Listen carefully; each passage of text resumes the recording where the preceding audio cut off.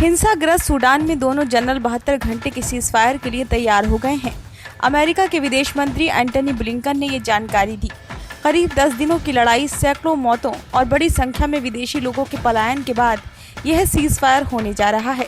इससे पहले भी दोनों पक्षों में सीज़फायर कराने की कोशिश की गई थी, लेकिन वह नाकाम रही।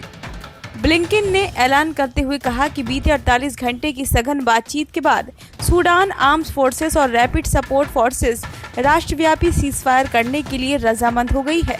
ये सीज़फायर 24 अप्रैल की आधी रात से शुरू होकर अगले 72 घंटे तक चलेगा। जल्द हो सकता है सूडान में फंसे भारतीयों का रेस्क्यू। संघर्षग्रस्त सूडान से फंसे भारतीयों को वापस लाने के लिए केंद्र सरकार ने ऑपरेशन कावेरी शुरू किया है।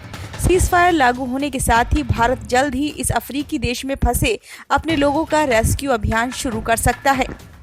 कोच्चि में सोमवार को युवम कॉन्क्लेव को संबोधित करते हुए पीएम मोदी ने खुद कहा कि सूडान में गृह युद्ध की वजह से हमारे कई लोग वहां फंस गए हैं, इसलिए हमने उन्हें सुरक्षित लाने के लिए ऑपरेशन कावेरी शुरू किया है। इसकी देखरेख केरल के बेटे और हमारी सरकार के मंत्री मुरलीधरन कर रहे हैं। सूडान में अभी कितने भारतीय फंसे हैं? देश में हिंसा, तनाव और असुरक्षित हवाई अड्डों के कारण विदेशी नागरिकों को निकालना मुश्किल हो रहा है। इस बीच अर्धसैनिक बल रैपिड सपोर्ट फोर्सेस यानी कि आरएसएफ राजधानी खार्तूम में मुख्य अंतर्राष्ट्रीय हवाई अड्डे पर नियंत्रण करने की कोशिश कर रहा है। फंसे हुए विदेशी नागरिकों में लगभग 3000 भारतीय हैं। वहीं केरल के 48 वर्षीय अल्बर्ट ऑक्सटाइन की गोली लगने से मौत हो चुकी है। संयुक्त राष्ट्र की एजेंसी के अनुसार सूडान में हुई हिंसा में अभी तक 427 लोगों की मौत हुई है और 3700 से ज्यादा लोग घायल हुए हैं।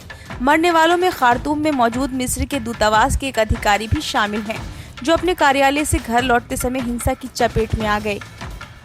अभी तक सूडान से विभिन्न देशों के 4000 से ज्यादा लोगों को सुरक्षित निकाला जा सका है। वहीं सूडान के निवासी भी बड़ी संख्या में चाड, इजिप्ट और दक्षिण सूडान पलायन कर गए हैं। लोगों को पानी, खाने और दवाइयों की कमी का सामना करना पड़ रहा है।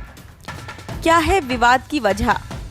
बता दें कि अक्टूबर 2021 में नागरिकों और सेना की संयुक्त सरकार की तख्ता पलट के बाद से ही सेना यानी कि एसएएफ और अर्धसैनिक बल आरएसएफ के बीच तनाव बना हुआ था। सेना के प्रमुख जनरल अब्देल फतेह अल बुरहान के हाथों में है और आरएसएफ की कमान हमदान दगालो यानी कि हेमेदती के पास है। एक सॉवरेन काउंसिल के जरिए सेना और आरएसएफ मिलकर देश चला रहे थे।